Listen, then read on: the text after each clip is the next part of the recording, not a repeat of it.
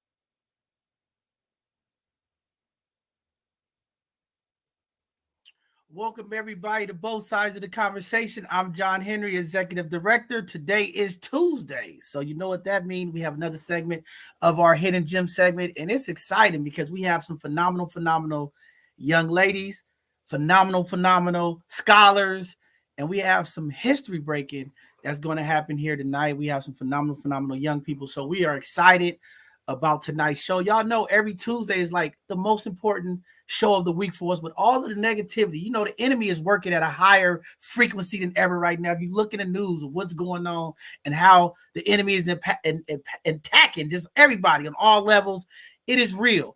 And, we just want to say this to our community. I've been holding back and talking. People been calling me. We've had some phenomenal things happen over the last several years. Here at both sides of the conversation, we have so many things that we are eager to stepping into in the future. I just received a phone call about 20 minutes ago from a very important Delta sister out there that's going to be doing some work to help support what we're doing to kind of keep the momentum of what we're doing to uplift the voices of the people. And it's always great. I guess my call to action is working because I've been calling out all the sororities, all of the fraternities who's supposed to be giving back to help the community. I got a few phone calls. I guess the message is getting out. I got some phenomenal folks. It's like, hey, Bishop, I'm coming to support you. I got about 6 or 7 of my sisters, and we're ready to come get involved. We want to do some things. We want to impact the community. We see what you're doing. I said, oh, okay. Oh, I guess y'all heard my call to action. Okay, it's coming. It's going to be a lot of big red happening. I don't know if they called because of our logos and our colors is red, but the Deltas reached out to me. I like that. My sisters is coming around. Hey, community, we got some changes, some things that's happening. As you all know, the economic crisis across this country has been impacting all Black-led organizations, businesses. We're going to be doing some things as we're going through the process of reorganizing, redeveloping what we're doing here. We want to be more impactful, and we're going to be more tactical and strategic in the upcoming years as we continue to bring on amazing folks to help change what we're doing, change the narrative. We got some amazing folks. I got some folks who reached out and was ready to come forward and do some stuff to help impact. It takes all of us. It's a team, okay? It can't do anything by yourself. You need a team of people. I got some great people reaching out to say, hey, Bishop, I'm coming. Don't worry. Let's get it going. So I'm excited. I'm fired up. It gets my blood moving, and I'm looking forward to what the Deltas is going to be bringing to the table. Some of the other queens of the community are saying, hey, Bishop, I'm coming to help you. I just want to help. So I appreciate all of the people in the community. Before we get started, I want to go through a couple things. I know this is going to take a little bit of time. That's why we wanted to get off early. First, to the city of San Francisco, I got to give a huge round of applause to all of you, all of the Black-led organizations that came together to make this Juneteenth a special one. For a lot of folks who came out, seeing some of the stuff that took place last year, we tripled the number of folks who came here to see to participate in all of the Juneteenth festivities. When we look at the parade, we tripled the folks that came out there. When you look at the kickoff after the mayor's event, we tripled the folks there. When you look at the Saturday Fillmore kickoff in the Fillmore, tripled the folks. Sunday in the Gilman kicked off and tripled the numbers. I mean, it was jam-packed. I couldn't even get a park. I was like, hey, I'm the bishop. I had to tell SMPD, hey, I got a park right there. I'm the bishop, okay? It was packed, okay? I want to give a huge shout out to all of the amazing folks, all of the amazing community leaders who took part of it, who came together to make sure that this experience, the sacredcy of Juneteenth in our city was uplifted. I want to give a huge shout out to all our elected officials, city departments that did their part to make sure that Black joy, Black excellence, and just the Black vibe happened for Juneteenth. I want to thank our mayor, thank Shaman, thank all of the amazing supervisors and elected officials that supported and made sure that this thing kicked off. I want to say thank you to all of the amazing organizations, Collective Impact, Be Magic, Mo Magic, Baby Y, HCN, YCD, Westside, Success Center. I mean, it was all of the organizations coming together to make an impact. Shout out to the Brown Bombers. Shout out to the SF Rebels. Shout out to Booker T. Washington. I mean, just folks from everywhere came together to uplift Blackness and joy in San Francisco. I want to give a shout out to the SF Black Wall Street. They put together another phenomenal gala that was just above and beyond great. And shout out to Kenya and all of the amazing folks, Denise, who put the Bayview Juneteenth together for the fathers. You know, want to say happy Father's Day to all of the fathers.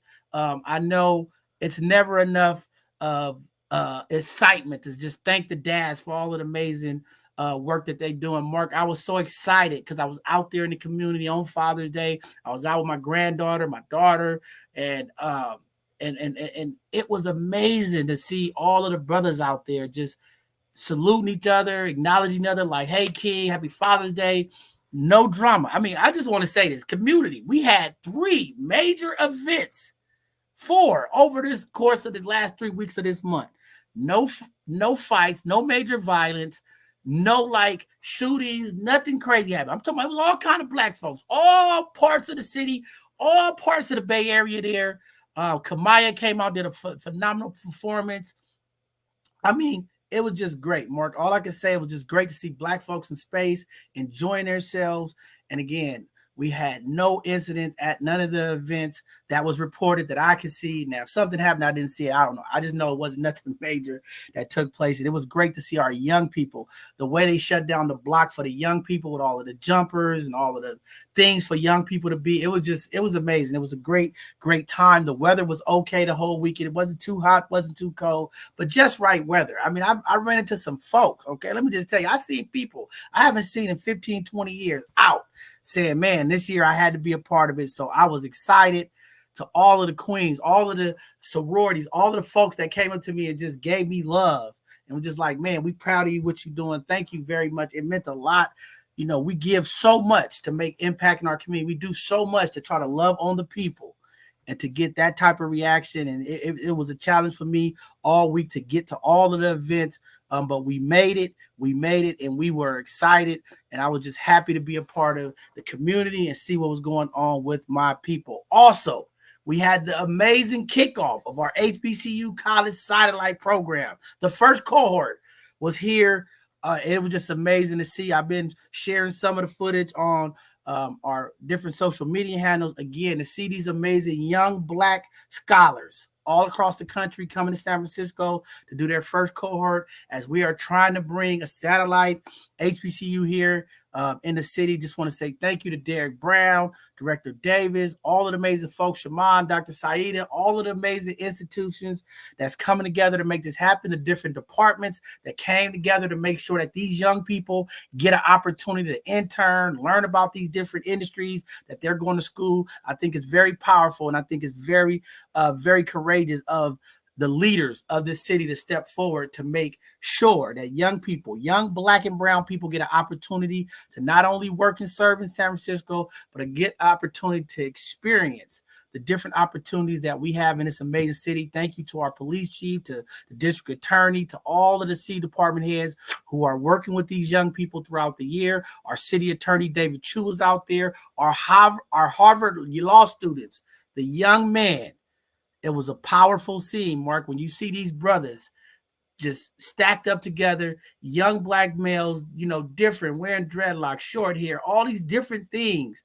And when I look at these brothers, they represent our community in different ways. And when we talk about breaking the stereotypes and changing the narrative, these Harvard law men, okay, those young brothers are doing some phenomenal work, and they're going to change the trajectory, and they're going to change the look of City Hall and what legal services will look like and how they're going to interact legally in the city. I just think it's great. It's so powerful and inspiring. I mean, just to be there, to know that we have these phenomenal young men, Harvard law students, stepping in the city of San Francisco, a diverse city, but to see young Black males, man, it was very powerful. And I was excited to see that.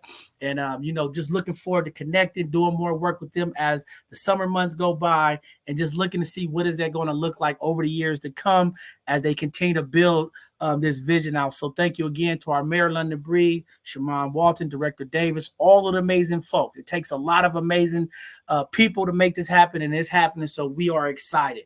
Also, for the community folks out there, y'all know there's wildfire spreading all over the state of California. I know y'all starting to see the ash and the smokes as they're putting out some of these fires. Northern and Southern California is on fire right now. And to all of the folks out there, please tap into your local services, departments. I know there's a lot of California state aid. This was some of the PS work. We've been trying to connect with them so we could be a help. But again, a lot of folks out there are moving and running for shelter as the fires have been spreading. I know the weather's been hot throughout the state of California. The winds have been up. So again, for all of the folks in those fire dangerous areas, be safe. And I know we're getting close to the end of the month here, okay? I know the 4th of July is coming, and we have a crazy obsession with fireworks, but community, be safe out there popping fireworks. Again, we have a lot of dry brush, and we just want to be careful. We want to make sure that these wildfires are not spreading, and folks' personal properties and homes are not coming up in fire. So again, a lot more to come. We got another heat wave coming to the North Bay in the next couple of days. Stay hydrated, community. Keep your pets in cool areas. Do your part. Check on our elders, and we'll continue to get you the information out to all of the most important cooling areas that need to be cool. And again, we just want to say thank you, Thank you, community. With that being said, the voice is here. Brother Mark, we can't forget about Sister Io. Y'all keep Sister Io, our co-host, in y'all prayers. Continue to uplift her family through these difficult times. And we don't never want to not uplift the queen of our platform, Brother Mark, the voice. Happy Father's Day to you, brother. Happy Father's Day to you, Bishop. And let me just say thank you to you for being the kind of example that you are in the community, because even though you are a father and a grandfather, you are a fatherly presence in the community, and you're an example for a whole lot of people. And again, this platform wouldn't be here if you didn't have the vision and forethought. And I'm so glad, because again, this is Hidden Gems. We've got some amazing jewels of the community to highlight tonight. As always, I'm excited to be with the community. Absolutely love the community. And I'm thankful. Got an opportunity to see. We got to give a round of applause to that, Brother Martin. You already know. Absolutely. But glad to be here. Thankful. Had a wonderful Father's Day with my daughter, and man, looking forward to celebrating and being another great father going forward. Man, and thank you for being the dad that you are. I saw some of your phenomenal pictures. Your baby looked just like I said. That's your twin, Mark. But it's just great. You know, the roles of fathers are so important. And I was listening to a statistic, and it was just showing, not just in Black community, just men in general, how important it is to have men in our children's lives. And I just hope the brothers out there stay encouraged to be a part of your child's life. I know there's some difficult situations sometimes with co-parenting and different things, but as men, we must stand together, stand with our young people, and help uplift them. And it's so important, it's so critical, especially given the times that we are, when we look at what's going on with our young men in the community, when we look at incarceration, the number of homicides, we look at the number of things that are impacting our community. Fathers are needed. Community, keep the gates open for our fathers. Show love for the fathers. We need that support to make things balance in our community. So, with that being said, we're going to move on and get into some of the news and announcements. Sad news coming out. A 15-year-old girl was found deceased in San Francisco in the driveway, who died of a lethal mix of fentanyl, cocaine, and methamphetamines that was determined by the San Francisco Examiner. Again, community, this substance abuse issue in San Francisco, across this country, is real. Okay, we have to combat what's going on with this fentanyl. So many of our young people are being impacted. We've had young babies pass away from this deadly drug. Again, there's an effort, a fight to go on to remove this stuff out of our community. But again, very tragic news. Another young, impressionable mind, a young teenager who won't get the opportunity to go to prom, won't get the opportunity to graduate, won't get the opportunity to be a mother, won't get the opportunity to do something great because of this substance. And again, it hurts my heart just to see the amount of families and folks who have been impacted by fentanyl. It is a terrible, terrible thing to see the continued loss in our community. We must combat it. We must say no to this fentanyl in our community. And again, tragic, tragic news, Mark. Also, drug-free housing for San Francisco homeless could be required by 2025. Supervisor Matt Dorsey is putting together a proposal in the legislative framework to make sure that housing in San Francisco is there for folks to help support sobriety and things of that nature. And we are happy to see more and more housing opportunity for folks who've been impacted by homelessness, substance abuse, and mental health, as more and more of these programs, okay, our mayor and a lot of our supervisors are working to put legislative processes in place and make sure folks who are homeless, folks who are dealing with substance abuse and mental health have access to not only housing, but to services. And again, this push, this effort is going to continue to go through, as our community has been hit the hardest when it comes to homelessness. The cost of living here in San Francisco and the Bay Area is ridiculous. So again, to have these type of legislative pieces put in place to make sure these developers and folks that are bringing housing to our city and to the Bay Area at large is having something for not only low income, but access to services for folks who need support. As I talked about the wildfires, more than 500 structures were destroyed and damaged in the New Mexico wildfires, forcing over 7,000 folks to evacuate. Again, these fires is real. They get out of control fast with the winds. And again, we just want to say we pray and just hope that these amazing folks get back on their feet sooner than later. And again, folks out there this 4th of July weekend, make sure you all are being responsible with these fireworks again, because the wildlife is dry, the trees are dry. And again, any little spark, even barbecuing for the 4th of July, can become a problem. So please make sure that you are being safe. Make sure you are doing the things that you need to make sure that we are not spreading fires in this country. All right. West Nile virus has been found in 13 in the Illinois counties. The deadly disease is starting to spread. I don't know what's going on, but all these diseases are popping back up. But community, be careful. I know there's a lot of wet waterways, the mosquitoes are out, things are happening. Just be careful and be mindful of what's going on. Also here in the Bay Area, in San Francisco, there's been an increase, an uptick of COVID cases. I don't know what's going on. We know they said COVID is going to be around for a long time, but the Department of Public Health put out announcements to be mindful. More and more people that I'm running to, like, man, I caught COVID again. Just talked to one of our other folks who've come on this platform to do programming, was impacted by COVID. So again, community, we're not out the woodwork. With COVID, let's make sure that we are washing our hands. Let's make sure we are still safe distancing, making sure when folks are coughing and sneezing, that we keep that distance, and just remember that this COVID is still around, and we want to do our part to make sure we're not spreading the disease any further. With that being said, I'm going to turn it over to you, Mark, so you get into some of the events announcements. As we're closing out this month of June, we're going into July and August. There's some things going on as we start preparing for our young people to go back to school. Some things happening. Brother Mark, let the people know what's going on, brother. Absolutely, Bishop. Let's go ahead and get started with our community events. And let's start off with joining us at the Black Family Reunion Block Party this Juneteenth. You can celebrate community and unity on June 19th from 11 a.m. to 6 p.m. at 762 Fulton Street in the Fillmore. Enjoy a day of family fun, food, and entertainment. It's a free event for all. Also experience Frisco Friday, Juneteenth celebration from June 28th from 4 to 8 p.m. at PG&E's Hunters Point site at 155 Jennings Street. In San Francisco, you don't want to miss it. And join us for Sunday Streets Excelsior Ciclavia on July 21st from 11 a.m. to 4 p.m. on Mission Street from Teresa and Avalon to Geneva Avenue. Enjoy free recreation, health resources, music, dance, and more. And save the date for Sunnydale's annual community health fair on July 27th from 12 to 4 p.m. at Hers Park at 1701 Visitation Avenue in San Francisco. Enjoy free health screenings and win gift cards.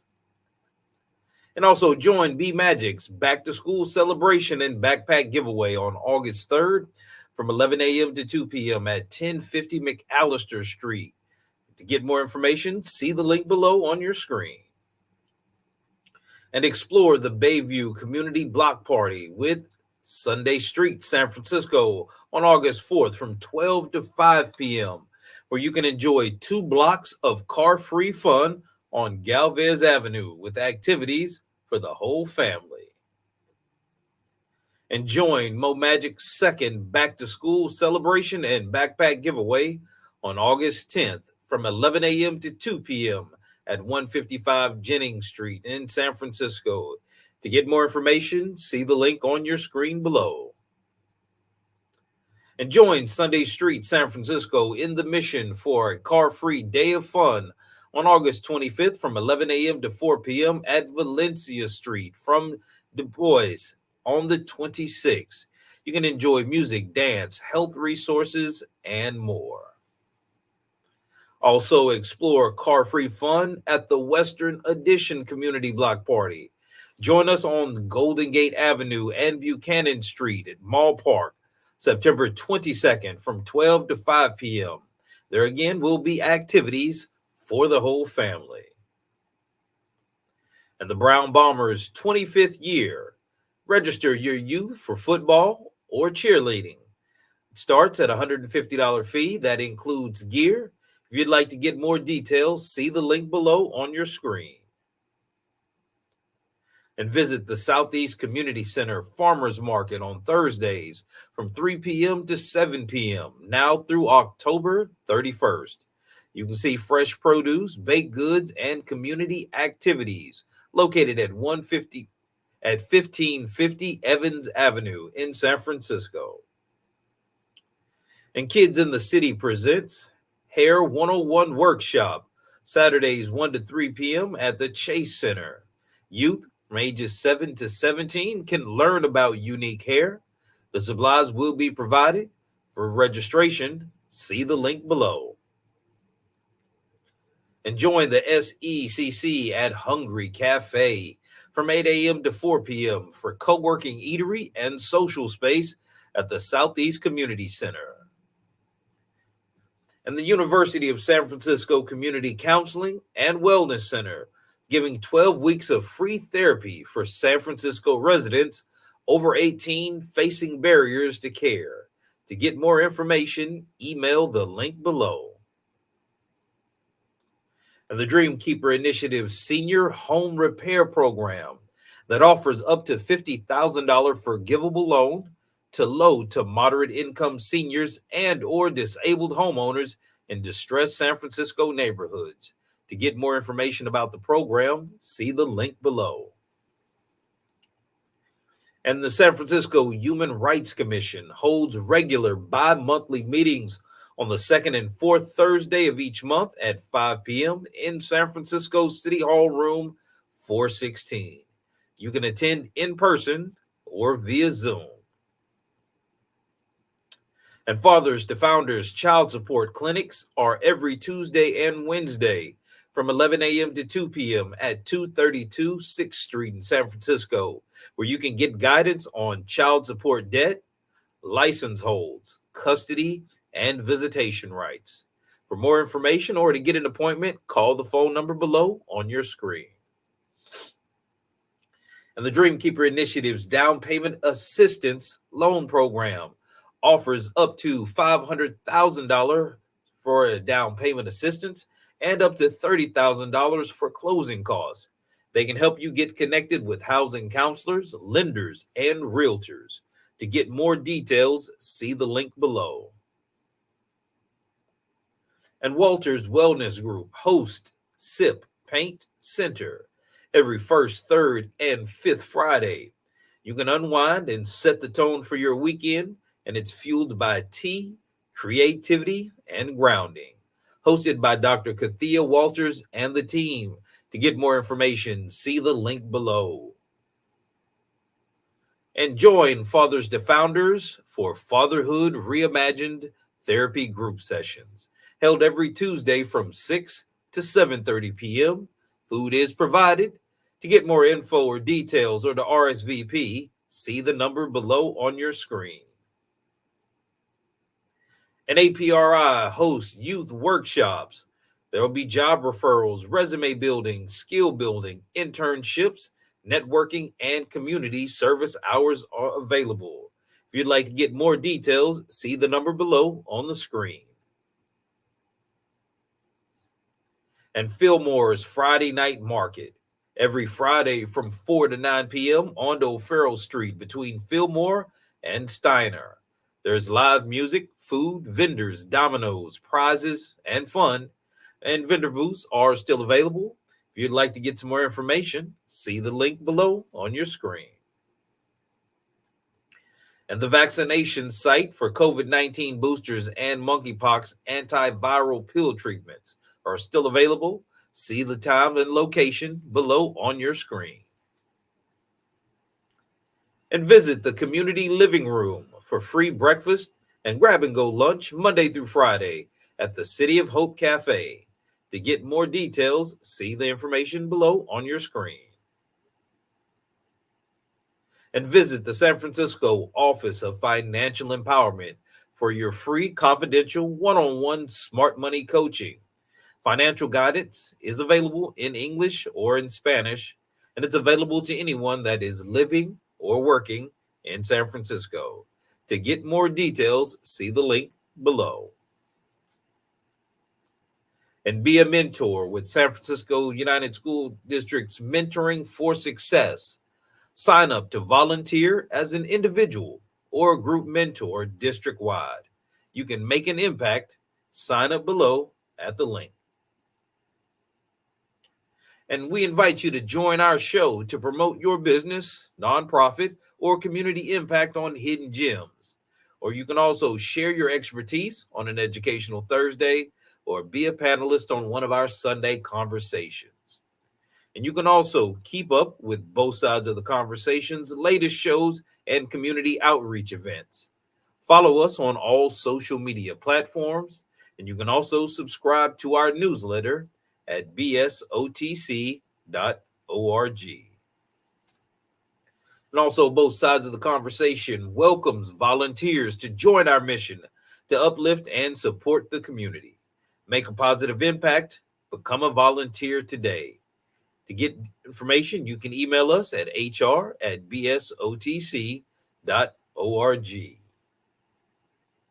And also, both sides of the conversation invite your support for our podcast and community engagement. Your generous contributions will greatly aid us in enhancing our programming. And we also would like to take this time to acknowledge the Dreamkeeper Initiative and all of its support for both sides of the conversation's programming and the rest of San Francisco's diverse Black communities. To learn more about the Dreamkeeper Initiative, see the link below on your screen. And we are still looking for a presenter for our upcoming Educational Thursday. And also, we have a Sunday conversation coming up, keeping youth active and secure during summer. There you go, Mark. We got to give you some love, man. Try to get through all of announcements. Hey, we'll give you a quick second to get your wet your whistle there before you introduce these phenomenal kids. Real quick, I just want to say, breaking news just came out. The legendary Willie Mays passed today at 93 years old. So, again, we want to give our condolences to the Mays family. It's very important. These historic figures who paved the way so many could do the things that they do. I know a lot of young people in San Francisco who receive Willie Mays scholarships. He's done a lot for the community.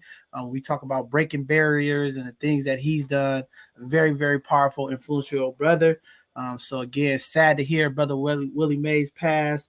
He lived an amazing life, a true icon of the community. Also, just want to let community know, hey, we bringing up these young people. These are some more of our phenomenal scholars who are doing some phenomenal things. Y'all make sure y'all get in the chat. Show these young people some love. Give them some love, all right? All right, with that being said, Mark, you ready to go? Let's introduce this first young phenomenal sister. All right, our first hidden gem coming to the platform this evening, Miss Catherine Jackson, an exceptional student from Pittsburgh High School who maintains a stellar 4.4 GPA and actively leads in various capacities, including as president of the Jesus Club and member of the City of Pittsburgh Youth Commission. She excels in cross country and track and field and volunteers at New Destiny Church. She's recognized for her academic excellence, and Catherine has consistently made the honor roll and won prestigious awards such as the Cortiva Agri-Science Essay Contest.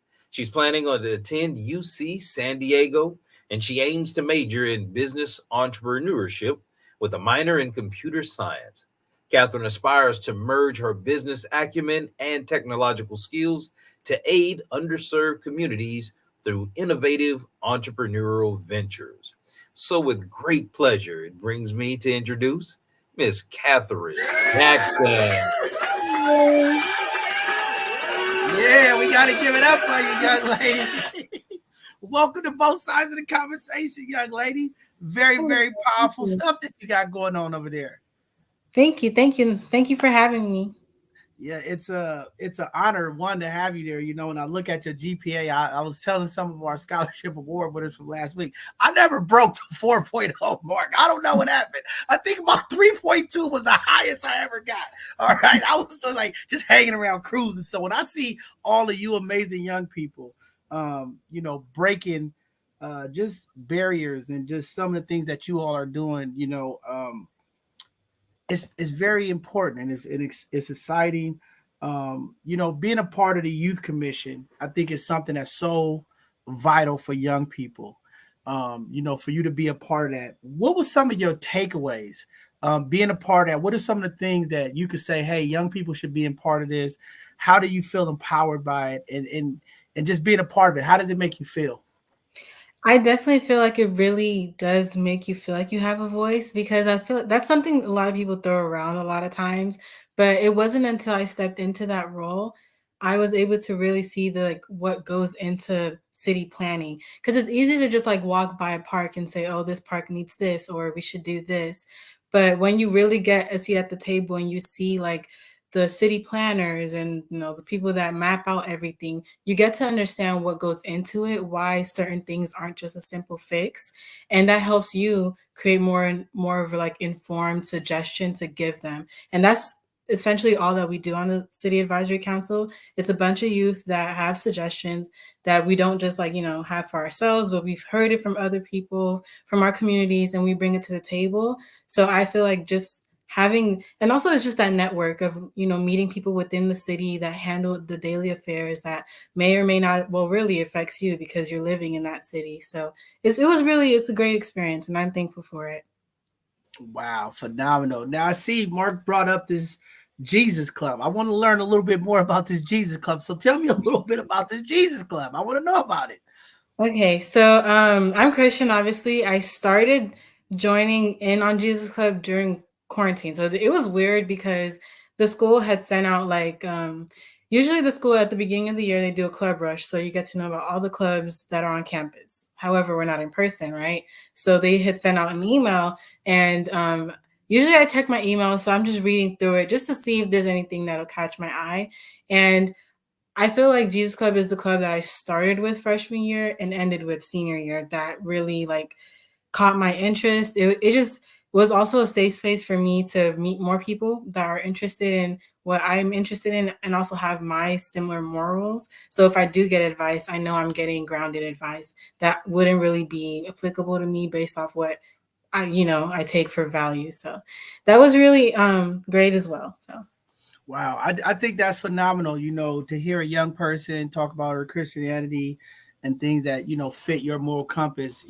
As a young person with all of the peer pressure and the stuff that goes on, sometimes it's not so popular to be a Christian. Sometimes it's not so popular to hang around people and do things that fit your moral compass. But to be a young person, to be able to identify that and understand what you need, I think is so powerful. And I mean, so many young people are walking this tight fine rope of like trying to figure out what's right or jumping into things because they just don't know. So it's just great that you had that foresight to see that was something for you, and building your network and connecting. I think it's so important to have that grounded foundation, and it's important.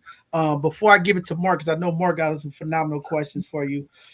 This experience of going through high school to now going to get into business. When you look at being on the youth council, being in the Jesus Club, looking at your community and what's going on just as a whole in this country. I mean, I'm sure you connected to social media, you see what's going on. You think about some of the things that impact the Black and brown community.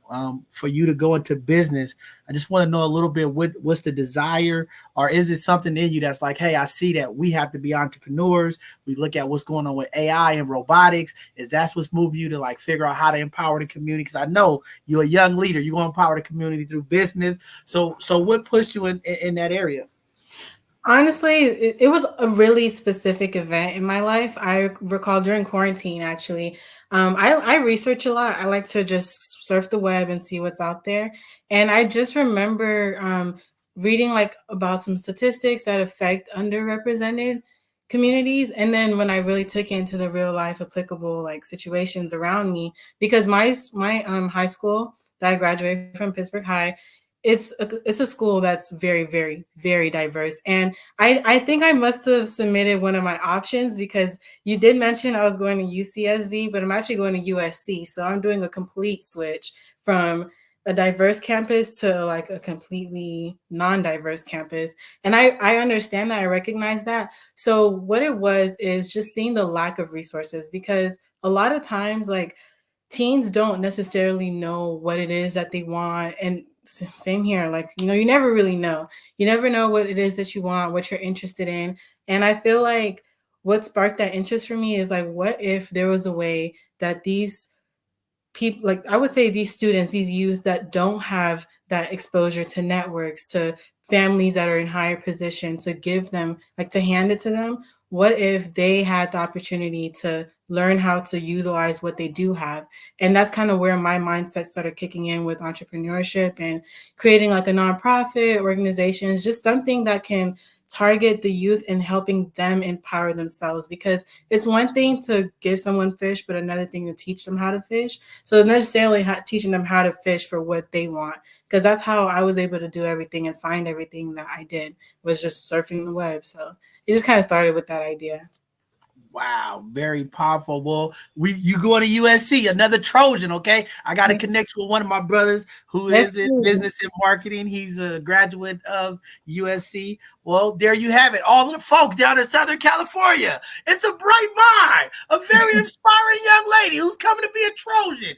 Welcome her. All right, Brother Mark, go ahead. I know you got a few questions for me. Well, honestly, I've got more compliments that are going through my mind. Miss Jackson, for one, your representation as a young Black woman for the community and what you're doing is absolutely powerful. Thank you for that. Because again, to get a 4.4 GPA, that takes work, dedication, and consistency, and that's going above and beyond. So your character through all your accolades is evident. And a lot of times when people who are highly accomplished, they do things that other people recognize, but sometimes people forget about them as a person. So I kind of want to go back for you personally, as you've been coming of age, because you're obviously mature for your age. Who are some of the people that you've kind of modeled yourself after, that have been kind of inspired you to be this focused and this accomplished? For me, that's definitely given that it's my mom, because my mom, ironically, unironically, is also was a business major. Um, and she really knows how to get her hands in like the right things, and she knows the right questions to ask. And I just feel like, because even my grandpa was back, because I'm from Nigeria. So back in Nigeria, he had his own pharmacy. So even my grandpa was into business. So it's just like that drive of seeing those around me. Like, I feel like my favorite thing in this world, at least right now, is networking. Like just being able to ask a question, say hello to somebody, start a conversation. So I feel like that's what kind of kickstarted all of that. And initially going into high school, I thought I would want to go the route of like medicine and go that route. Clearly not for me. I'm not really the biggest fan of science, at least not in clinical. So that's not at all what I was interested in. And it wasn't until I left the pathway that my school offered that I was able to kind of hone in on like, okay, what else is there to do other than just the world of medicine? Like, yes, it's broad, yes, it's big, but so is business. And like I said, mentioned before about the whole idea about entrepreneurship, is like I said, that happened in quarantine. So this was ninth grade ish. And that's how I started just building upon that idea and kind of getting my drive. So I definitely say it's my mom, because she's also very encouraging. She encourages me to just be open to everyone, be nice to everyone you meet, because you never know. You never know where you'll meet them again in life. So her for sure. And also as I network, I also meet a lot of people that inspire me. And they're just in like heights of their life that I know at a certain point I want to reach. So it's really good to just kind of position myself rather in like a environment where I can't think of the right word, but it's just an environment where I want to be in my next few years. I mean, gee whiz. All I can say is this: I'm excited for you. Your future is definitely going to be bright. One last question that I want to ask you before we get you out of here. I know you got to get going. During the pandemic, I always, for you all who are graduating, you all been through something that we have never experienced, a pandemic. So you had to pivot into a different learning arena, a different way to get information. But I also, while I have you here, want to hear from the young people, because I want community to understand like what y'all really had to go through, so that when they celebrate y'all, they have to understand like y'all went through a learning phase that nobody ever been through. How was it going to Zoom school, trying to keep up? Was it something that you was able to pivot to? Was it a challenge at first? Where you at with what took place when the pandemic was here? Um, Honestly, I feel like the main thing is that it's so easy to slip, to fall back, to fall out of habits that are good. So with having like Zoom online, like obviously everyone starts the year off strong. That's a given. At least most people start the year off strong. So it's easy to like dress up. Like I remember ninth grade, I would, even though it was on Zoom, I would wake up still, shower, get ready, dress, like literally look presentable. And I will say, as we hit like the third, fourth quarter, that dialed down because it got to a point where it's like my teacher's not really showing their faces. I don't got to show my face. Nobody in this breakout room is talking, so it's just looking like I'm sleeping in. But yes, it's just a matter of like having to build self-discipline. I feel like amidst everything that happened, most people, I would be able to say, were able to develop some sort of self-discipline that helped them, because it's also how you start off, right? So if you don't really have that discipline because, oh, it's online, or, oh, the assignments are not necessarily what they would be if you were in person, because assignments were dialed down to kind of fit everybody's, the kind of, what do you call it? Area. I can't think of the word, but the kind of environment that COVID-19 created, where everything was just like so slow paced, but yet fast paced. So I would say definitely it was difficult at times keeping that self-discipline and keeping that motivation, especially when you look around and it's like, well, I can't go hang out with my friends, or I don't even have friends because we came in and it's like, okay, everyone's got to meet each other. And I feel like the hardest thing was making friends on Zoom. I don't know how I met one person that I still talk to that I met on Zoom. Like everybody else, like they were just like little boxes on my screen. Like they didn't show their faces, they didn't say hi, nothing. So I wasn't going to be the awkward girl in the class to do so. So whoever reached out to me, I reached back out to them. We kept the conversation going, and that's that's one of the friends I have right now. So that was definitely really weird. But when you go in person, it's just a matter of opening up that shell, because by sophomore year, it wasn't as breezy either. Everyone had masks on. Teachers barely recognized you. And even after sophomore year where you didn't have masks, they still barely recognized you. And everyone kind of had a distance. And they also just kind of kept the groups that they had from middle school. So I would say that's kind of my experience with it. It wasn't terrible, but it definitely had some trying times. Wow. Very phenomenal. Interesting perspective. Yeah, it was a lot. We're just getting to the point of like where corporations, state and city counties are starting to force people back to work. So yeah, it's definitely going to be a challenge that some people are still going to struggle to get around. Well, we want to say thank you for being the amazing young leader and scholar that you are. Breaking barriers, be a trailblazer, break the ceiling, as they say. Go do all of the amazing, great things that you are here to do. Before we let you go, I want to give you an opportunity. I know you shouted your mom out, but if there's any mentors, teachers, folks you want to give a shout out to, because we don't want them to leave, because they'll be calling saying, you was on both sides of the conversation, you didn't shout me out, I helped you all the way through this. Go ahead and give a shout out to all those amazing folks before you get out of here.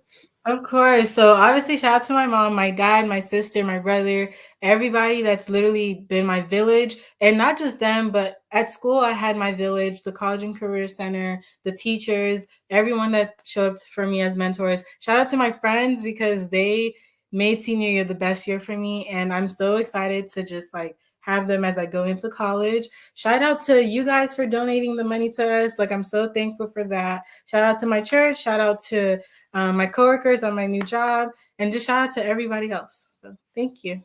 Man, thank you very much. Community, there you have it. Miss Catherine Jackson, a phenomenal 4.4, we got a correction. She's going to USC. She's going to be a Trojan, okay, in business. So thank you again. And again, we are honored to have you as one of our Both Sides of the Conversation 2024 Scholarship Award winners. And again, we're going to continue to follow you and support you. Anything we can do to help, please reach out to us, because again, you're going to do some amazing things, and we want to keep up with you, because you're going to change the narrative and do some things that's never been done. So thank you again for your commitment to your education, and thank you for all the things that you're doing for your family and community. It is important that our folks in the community see the Black representation of you, you phenomenal, powerful sister. Continue to be great. Go Trojans, and we'll see Thank you in you. the future. Have a good evening. Have a good evening. All right, all right. Well, there you have it, community. One of our scholarship award winners, phenomenal young lady, 4.4 GPA. I don't know. I always hear this thing, Mark. People, black kids, young black kids are, I don't know. It's some phenomenal kids that are doing some amazing things. I know there's a narrative off that. Young people are dropped out of school. Young people aren't excelling. All I can say is some young people doing some amazing things. So, with that being said, Brother Mark, are you ready? Let's bring up this next scholarship award winners, another phenomenal young lady. Go ahead, brother. This is fun, Bishop. I love the good news. I love the good news. Well, our next hidden gem, Miss Asia Manuels, is a distinguished student at UC Irvine, maintaining a stellar 3.9 GPA. Her engagement spans several roles, from president of the PHS Medical Club, active participant in the PHS cheer team, and contributor to the PHS Black Student Union. Asia also supports incoming freshmen through PHS Link Crew and assists special needs students via the PHS Unified Club. Honored consistently on the principal's honor roll and as most inspirational in cheer, she aspires to become a midwife. Asia is also pursuing a nursing major with a minor in public health, aiming to empower and advocate for women's health in her career. So with absolute joy and pleasure, let us present Miss Asia Manuel. Hey, Miss Asia, it doesn't get any better than that. Okay, you are very important to what's taking place in this country when we talk about women health, when we talk about the things that's going on. You are going to be a trailblazer. You're going to UC. I'm part of the UC Galaxy as well. So I know there's some great medical researchers, some medical professors that's going to give you so much information. And going through that UC system, you're going to be blessed with a lot of knowledge and information. You know, hearing that you want to be a midwife, I think is something phenomenal. Because when we look at certain topics, we've had these conversations on there. We've had doulas come on here. We've had folks talk about some of the discriminatory practices that happens against Black and brown mothers.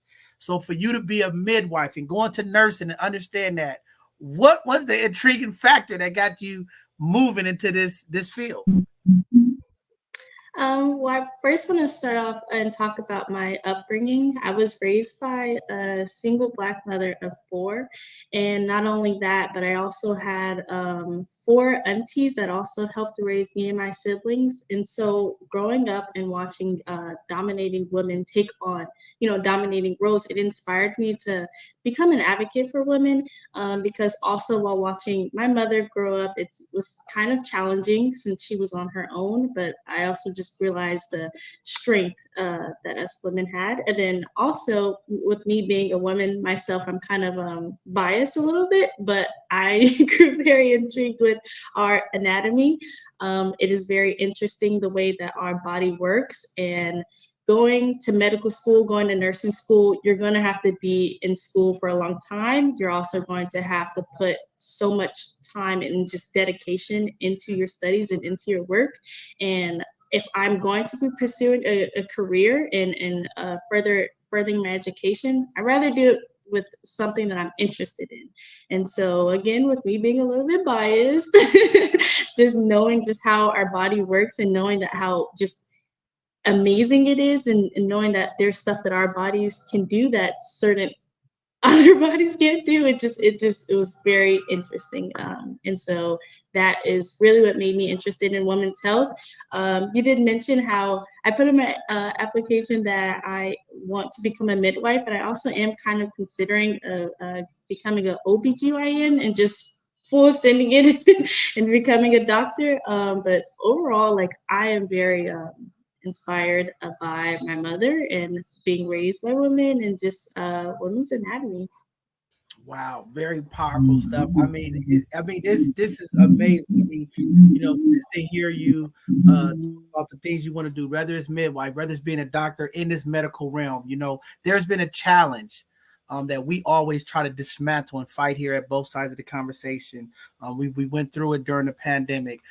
There is a big disparity when it comes to Black and brown health. When we just talk about health overall, especially women, when we talk about pain medication, when we talk about sickle cell, when we talk about some of the things that impact women, when we talk about labor and delivery, okay, there's a lot of labor and delivery nurses who are always talking about how Black women are treated when it comes to pain and how they do pain management for Black women. Very, very powerful stuff. So just to hear you pursuing, whether it's OBGYN or doctor, it is important to have advocacy and to have the type of support that you have and the experiences that you had growing up in the family that you did, and seeing some of the disparities and some of the struggles, and even for yourself or whatever that you bring to the table is so important. We're in these times where everybody's talking about equity and inclusion and making sure people have a seat. You are the narrative shift. You will be that voice for women. And I just hope as you climb the ladder through your profession that you always remember that core. So many times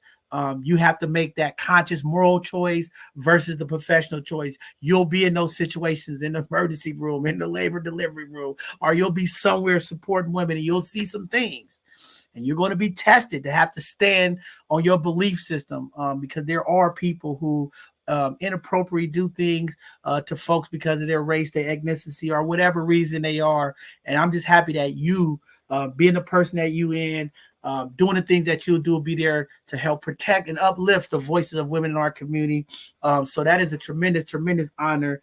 And I'm just happy that you're doing it, and just keep changing the narrative for women and women's health. Very important in our community right now, especially as we continue to grow in these economic challenges, as the finances get tighter, healthcare becomes less access, and those disparities start to increase. So just hoping that no matter what you do, in your medical profession, that you always remember to give back, find a way to do some medical work out in the community, give back to folks in need, because it is so important that we have representation like you in there with the community. Brother Mark, I know you got some things you want to jump in and talk to everyone. First of all, again, Sister Asia, blessings to you, young queen. Thank you for such a beautiful representation for the community. I kind of chuckled. I heard you say you're a bit biased a couple times. As a father who's had the hand in raising 5 daughters, 3 of them my own, but I admire your loyalty. And like Bishop was saying, in the medical profession, the statistics bear out wherever we have more Black representation as professionals, Black people do better. So one, you're going to be a frontline soldier in protecting health overall for the community. So that's an amazing thing. But one of the things about healthcare workers in general is they're always nurturing by nature. And with so many strong examples, such as your mother and your aunties that you mentioned, how do you think that shaped you to be such a nurturer? And then also, how do you think that aids you in your leadership roles that you've had? Again, being part of the PHS Medical Club and the Black Student Union, how were you shaped? Like, what made this so important to you to be a nurturer and a leader? Yes, that's a great question. I'm going to be a little bit repetitive and bring up my mother again. And so growing up, I had to watch her take on all of the roles within the household. So traditional roles kind of went out the window because I didn't really have like a father figure growing up. And so watching her take on the dominating roles and just seeing her do it all by herself really inspired me to pursue those leadership qualities that she also possessed. And so I did apply that within school, especially in high school, mentioning the medical club. I've been a part of medical club all 4 years of high school. Catherine also mentioned how it was kind of online in like during our freshman year. And so it was like how she said, it was trying times being a part of a club online. But the following year after, once we were in person, that's when I immediately took on those leadership roles and I became the secretary. And then the year after that, I became vice president. And then this year I worked myself up to being president. And it was very it was nice. I feel like it came natural to me, becoming like a natural leader, just because again the roles that I grew up with, and it was nice delegating tasks between other officers. And honestly, one of the things that I did have to work on was sharing the workload, because other officers would kind of tell me, "Hey, like, you did the whole slide presentation by yourself," or like, "Hey, like if you need any help with this," so like there I definitely am a natural born leader because of my upbringing. And sometimes it can get in the way because I do need to work on teamwork just a little bit. But yeah, I definitely think that it was just my upbringing and having, my aunties and also my grandmother as well. Um, yeah, growing up like without a father figure was it was challenging, but it shaped me into the person that I am today, and it allowed me to become more independent than some others, because I didn't really have a male figure to depend on. And so seeing just how well my mother handled everything, with even though the challenges that she had faced, and just seeing her, be able to get through it all and do a really great job with me and my siblings, it was inspiring. And obviously I wanted to follow into her footsteps. My mother always says that, I'm just like her, like I'm her mini me, but I'm a bit better version of herself. And I think that that's very true. I take up a lot of her characteristics and her traits because she is my role model. She is who I watched growing up. And so, yeah, I definitely think that that has helped me become the leader that I am today. Well, I know she's got to be immensely proud of you. I'm Yeah. proud of you. I know Bishop is absolutely proud of what you're doing. And again, as surrogates, like I say, you've got some uncles and father figures that are in your corner cheering for your success as you go forward. Thank you, Asia. Man, all I can say is very powerful. While you're going through this realm of life, there'll be different folks who come a part of your life, and just embrace it all. There's going to be ups and downs. There's going to be challenges. Again, you're going to UC Irvine. The UC system is a huge resource. You're going into one of the most stable financial institutions in California. And you're going to be able to have access. There's so many things, and I just believe that all the talent, being a part of these clubs, is going to help you through your journey. Continue to be a leader, an advocate for people. Continue to stand up, and yes, definitely delegate some stuff. You got a lot going on. Holding down that 3.9, we know you can get through it. You have a great structure, and you know how to do these things consistency. So, just want to say, finally, thank you to your mom and to the folks, and thank you for being one of our 2024 Scholarship Award winners, because, again, it is so important. We do so much work with young people who are impacted by incarceration and different things. So to have you all, phenomenal young people, taking a step into you all greatness, you are going to be the voice changers of the future, the narrative shifts that we always talking about. These are the stories that we want to promote when we talk about young people in our community. And I just hope our elders out there understand and respect that these young folks that we are talking about, empowering and moving them to the next level, it is important for us as elders and adults of the community and community leaders to get behind you all and support and make sure that you have all the tools, the resources, and things that you need to become the future. Again, too many times in our community, our young people feel like the elders are not listening. They're not passing the torch soon enough, so that you all could pave the way to get to the promised land. So with that being said, want to just say thank you. It is inspiring. I'm a part of the UC system, so I'll definitely be able to catch up and keep it connected, make sure to and just follow your growth as what you're doing. I'm at UC San Francisco. So again, it's just great to see what you're doing. And again, before we let you go, I want to give you an opportunity. I know you shouted out to your mom, but if there's any teachers, folks that you want to just say, hey, thank you for being a part of my life and help me through this journey, whether it's classmates, we'll allow you to do this now because it's so important. Sometimes we grow in all realms, whether it's educationally, professionally, and sometimes those very people mean so much to us, and we forget, not on purpose, to acknowledge those folks. So now you have a time to just say thank you to all your amazing folks, whether it's counselors, just to say thank you and publicly acknowledge them.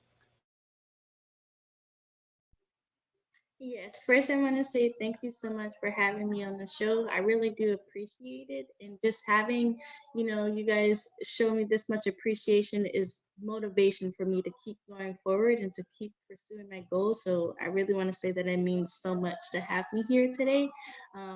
Thank you to my mom. Also, and thank you to the College and Career Center at PHS. Those ladies there pushed me also as well. I want to say thank you to my cheer coaches, thank you to my medical club advisor, to the teachers at PHS, to the coaches at PHS. Thank you to everyone who's watching right now. Thank you to all my family members. And yeah, thank you so much for having me. No problem. Thank you. Thank you again. We appreciate you. We're just going to continue to uplift and celebrate you and all the greatness that you're going to bring. And I just remember, give back to the community, find a way to support the next young person, generation, always willing to give a hand. And again, much success on all your endeavors, whichever way you go. We know you're going to be a voice. You're going to be a person that's going to shift the narratives. Make sure you stand on your moral compass. There's going to be a lot of things as you climb the corporate and the educational ladder, but always stay grounded for what's moved you through the process. And just I'm thankful that you have the mother that you have in the family. So again, thank you for being here. Thank you for being one of our amazing 2024 scholarship award winners. And we are excited and we're going to continue to follow you. Please reach out. Let us know if you need anything as we're here to support you through the journey. All right. All right. Thank you. Have a good evening, young lady. All right. There you have it, Mark. Man, I'm just telling you, these young people, they get me fired up. Okay. We got 2 more Hidden Gems community. Hang on there. We got some phenomenal ladies. We got a real narrative shift breaker. We have somebody that is breaking the ceiling all the way to the top, doing some things that's never been done. Hey, Brother Mark, let's go ahead and bring up this last phenomenal student, another one of our 2024 scholarship award winners. Tell me about young Miss Jackie, brother. Absolutely. Miss Jackie Martinez is a committed student at CSU Monterey Bay with a 3.6 GPA. She's excelled in multiple extracurricular activities. She's led as both JV and varsity captain in cheerleading, participated in track and field and stunt for 2 years, and managed the cross-country team. Additionally, Jackie has been a junior coach for the Antioch Junior Panthers for 4 years and has volunteered 72 hours at the Alameda County Fair. A 3-time recipient of the Academic Achievers Award, she aspires to break new ground as the first in her family to earn a PhD and aims to become a criminal psychotherapist to advocate for mental health and prevent crime related to mental health issues. So, of course, with no further ado, let's bring to the platform Miss Jackie Martinez. What's going on, Miss Jackie? I mean, this is great stuff. I mean, I know you heard the people before you, but wow. You're going Thank for the you. PhD. You're going all the way to the top, huh, Miss Jackie? What's inspired you to get into, this field that you're going into? What's giving you that This is phenomenal. What's giving you this push? Um, it's honestly been such a rough journey trying to figure out what I want to major in, but really what inspired me the most was therapy. I was in therapy for about 5 years, and I really just loved the journey and how much it inspired me to want to help others. Therapy has helped me grow so much, and it put me on such a growth mindset that I really just want to help motivate others. And I seen how much crime has been such a relevant issue in today's world. And I really just want to be the one to really advocate for mental health in impoverished communities. And I just feel like I want to give back the same help that I received. Wow, that is so phenomenal. I have to ask you this because, young people, when you talk about therapy, when you talk of mental health, in the Black and brown community, there's a big stigma when it comes to mental health. It's like almost taboo. Folks don't want to talk about mental health. And we see what's going on. And a lot of this is contributing to mental health, and there's a push across this country to help, break some of the stigma about mental health. So I take this like even so much more as impressed because I'm always trying to find a way of like, how do we change that narrative? And when we have young, phenomenal people like you who are willing to be vulnerable. I keep telling people the only way we break the stigma of mental health in our communities, we have to have folks who have the courage to come out and tell their story, to be vulnerable, right? Because we in the Black and brown community, you know, it's like, hey, if you could talk about it, I could talk about it, right? If you could be open, I could be open. It's like we have this show me mentality. Like, if you could do it, I could do it. But if nobody's saying nothing, I don't want to address it. So, you know, to be young, to be able to go through that process, you know, and to see the path that you're going is so powerful and encouraging. And you know, I'm happy that you're talking about this, because right now in this country, when we talk about young people who are in high school, young people who are in college, the number of suicide, the number of mental health issues, depression, anxiety, the pressure of test taking is so much. And to have someone like you talk about your experience, your journey, and to go do this work, it's phenomenal. Like, how do you overcome that? How do you get the courage? Because you know you have friends, you have family. Like, you go to therapy. Like, I don't like we don't need no therapy. How did you overcome that pressure? It was really hard at first because I was also one of those people that had that stigma of therapy, like, oh, only crazy people go to therapy. And so it really took me a while to become comfortable to talk about it and to really advocate it and to be proud of and just embrace therapy as a positive instead of a negative. And so what really helped me was just realizing that therapy wasn't there to harm me, it was only there to help me. And it was also with the help of my mother for encouraging me to go to therapy. I did individual therapy, I did therapy with her, I did group therapy with other people, and all that entire process I went through like 3 therapists. That entire process just really just helped me embrace that therapy was not a negative in my life. Therapy was helping me become the person that I am today. And honestly, without therapy, I truly wouldn't be here in this position, talking to you guys and receiving this scholarship that I'm so grateful for. Wow, so important. I mean, I'm just thankful and I'm just so encouraged to hear you. I know there's some young people who are watching this tonight, and I mean, you know, you in the school, you see the different types of young people, and folks struggle for so many different things. So just to see you talk about how important it was, how it impacted your life is so important. I mean, not just for the young people, the adults in the community. We have so many adults in our community that is afraid to embrace therapy and help. Folks deal with so many different things, and it's like that's one of the things we always trying to uplift right now, even currently as we are in Men's Health Month, right? We're just trying to uplift folks to be a part of this journey of repair, this journey of just finding a new way to deal with some of the things that we're impacted in our community. We know our communities are hit with so much from violence, incarceration, things of that nature. So to have that outlet, a way to ground yourself and to put you in a position to be able to navigate is so important. And I thank you for having the courage and being a spokesperson for therapy and just being open and vulnerable, because it's so powerful and it's just enlightening for our community. But Brother Mark, I know you got some things you want to jump in there and say. I can't help but smile at our hidden gems tonight. Jackie, you are such an inspiration. It's clear to see how sharp and intelligent you are and how passionate you are about mental health. And I can tell how proud your family is. They're all in the comments. I love seeing that support. But I want to ask you kind of personally, because you said going through therapy, that's when you discovered that you wanted to help people. Now, you also have some experience now leading a cheerleading team and managing. So you kind of had some experience working with different personalities.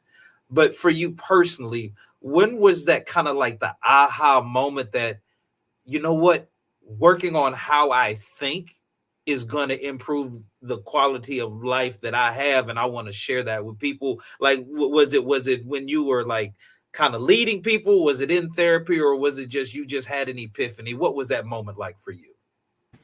Honestly, it was, I want to say it was around my junior year that I really just had that moment of realization that, like an epiphany that you said, that I just really want to help others. And honestly, it was rough. I struggled a lot my junior, my not my junior, my freshman and my sophomore year, academically, mentally. I was in and out of therapy, so that I really struggled, and so I really couldn't help but focus on myself during those times. And so my junior and my senior year, I made it my goal to since I had focused so much on myself, I wanted to give back to those that have helped me. So becoming a varsity cheer captain was one of my goals, and I had maintained that role for 2 years. Yeah, and I just wanted to give back to those that had helped me, and I wanted to advocate for mental health on the team as well, and just to show that it's okay to be vulnerable, it's okay to express your feelings, it's okay to talk about uncomfortable topics and conversations, especially on cheer. You know, we always deal with just sometimes a stigma or sometimes just jealousy or envy or rudeness on the team, and that's what I wanted to advocate. I wanted to be like, hey, like we don't have to be like this. We don't have to be the people who see us as mean cheerleaders. That's not who we are. And so I just wanted to uplift everyone, especially after my whole journey. So it was really around my junior year that I really started to realize that, hey, I just want to help those that have been around me and who have accompanied me during my journey. Okay. Wow. Yeah. Go ahead, brother Mark. Go ahead. I got one more follow-up question because I'm curious to get your thoughts on something, because every generation kind of has its thing. I remember, again, thinking my parents really didn't understand what I was going through. My daughters did the same thing with me. For your generation, social media has had a huge impact on the overall mental health. So professionally, as you're going into this, how do you see that relationship between your generation and social media shaping up to be healthier overall for mental health? What are your thoughts on that? I definitely think social media has its pros and cons. For me, it was a con early on because that, like, it just really was demotivating. Just, I don't know. I had such a young mindset and I just didn't see it as a healthy thing. And I remember deleting social media for like a couple years just because I didn't see it as beneficial. However, you can really turn it into such a beneficial thing with the things that you see online. Um, One of the examples are you could follow more motivational pages or more motivational people that will help motivate you. And so I definitely think that social media can be a pro instead of it always being seen as a con. It's really up to us as the people who are on social media to just accommodate and really filter what we see on social media, because social media is such a powerful tool and it's everywhere. Like you cannot escape social media. It's everywhere. And so for me personally, what I like to do is I follow people that really help uplift me, and I uplift those same people as well. I follow many inspirational creators, like my friends Catherine and Asia. They have been so inspirational in my life, and I love to just give back that love, like I said. Wow, very, very powerful stuff. And I'm glad you talked about social media because, so many young people are impacted mentally when it comes to social media, just from bullying, folks putting up pictures, different things happen. So just very, very excited and just knowing that you take part of that. And I'm glad to hear you talking about motivational speakers and things, because so many times young people are listening to the music that's just in their subconscious mind that is just moving them the wrong way. And I'm always telling young people, I work with a lot of young people that are trying to get on that pathway. And I think that's why it's so important that you are here tonight. You are the inspiration and a story to talk about the challenges of going from starting high school to where you are now. And that's just a true testament of, like, it doesn't matter where you start the race, but it's how you end the race, right? And you're ending the race on top. You're ending the race in a way that's going to uplift and motivate and change what's happening in our community. And I'm just so excited. I'm getting pumped up. And I think that's what it's all about. And that's why it's so important for you young people to not only get acknowledged for being our 2024 scholarship award winners, but to also come tell your story so that other young people give hope. It is so inspirational when other young people are like, hey, if she could do it, I could do it, right? And we know in high school, there's those points of, like, you get off to a rough start. You try to figure yourself out, where you fit in at. And it's a challenge. So to have you here to talk about the things that you've been through to get to the finish line, I'm hoping that some of our other young people who are watching stay inspired and stay fired up, because you're just crushing it. You're doing so much, and it's so important. So your journey and the work that you're doing is just going going to move young people in our community forward. So I'm excited to get to meet you, to hear your story. I know our community is watching. It is so important. I hope that not only young people, but tonight you encourage families, mothers, folks who are going through things to seek the professional help. It is so many things happening in our community. I think if folks just took the time to kind of deal with some of the things that are hurting them or holding them back, we can move forward as a community. With that being said, because I know we got to get to our last hit, Jim. I know you like, hey, I got to get out of here. I want to give you an opportunity. And I see so many of your family, and this is why it's so important to have family and friends. The village is so important. I know you have a lot of folks around you supporting you and uplifting you, and that's what it's all about. And this is what this program is about. This organization that we run is about uplifting the community. When we talk about changing the narrative, right, it's about support. It takes so many people because it's information that you might get from one person that'll work for you. You'll get something from somebody else that'll work for you. Somebody else will tell you something and you might not need it, right? And I always tell young people, just surround yourself around enough positive people. You're going to pick up something. You're going to get an inspiration from somebody. You're going to get the support you need, whatever it is. Some folks, it's a different way. But to have the support you have and to see the folks who showing up and just seeing you show up for yourself is so powerful and it's so influential. So before we let you go, I want you to give some shout outs because I don't want all your people that's been giving you shout outs about you was on there and I was the first one to help you. Make sure you shout out all your people. This is your time. Thank your counselors. Thank your teachers. Thank all of the folks that you want. This is your time before we let you go tonight. I really want to thank my mom for playing the role of a mother and a father in one. I want to thank my siblings, my brother Diego, my little sister Stella. I want to thank my Nina Victoria, who has just helped me so much. I want to thank all my aunts and uncles who have showed up for me lately. I really want to thank the people in the College and Career Center because they've inspired me so much to just even pursue higher education in general. I really want to thank who else I want to thank? I really just want to thank all my family. I want to thank God for putting me in this position. I want to thank all the therapists that have helped me through this journey. I want to thank my high school coaches, my best friends, everyone that really just believed in me during high school and just helped me put me in the position I am today. Thank you for you guys for giving me this opportunity. This is amazing. And yeah, I just want to thank everyone who has been there to support me. Hey, all I can say, very, very, very, very inspirational stuff that you're doing. Again, we are here to support you all as our scholarships. We want to follow you all. And again, reach out to us, anything that we can support as we go out through the years. We want to make sure that we here to support you as well, or to our larger network of community. You are the phenomenal young leaders of the future. When we tell the elders, y'all must pass the torch. So many times the elders are, the young people, they're not ready. They're not paying attention. They're not taking it serious. You all tonight are those young leaders, those young change makers that are making a difference. So I hope our elders, our community leaders understand we have some young people that are doing some phenomenal things, and we can learn from our young people. So with that being said, thank you again for all that you're doing. Continue to be great. And thank you again for being our 2024 Scholarship Award winner, Jackie. Thank you so much for choosing me. Thank you so much. All right. Have a good evening, young lady. You too. All right. There you have it, community. We headed down memory lane. I don't know, Mark. We got some phenomenal. I got to drop. It's been a whole night. I haven't dropped one bomb. I gotta blow up the spot. Maybe I gotta blow up the spot twice. I don't know. Tonight is the night. I've been waiting all my life. I don't know. Is it all my life? Have I been waiting all my life? I don't know. I've been waiting all my life.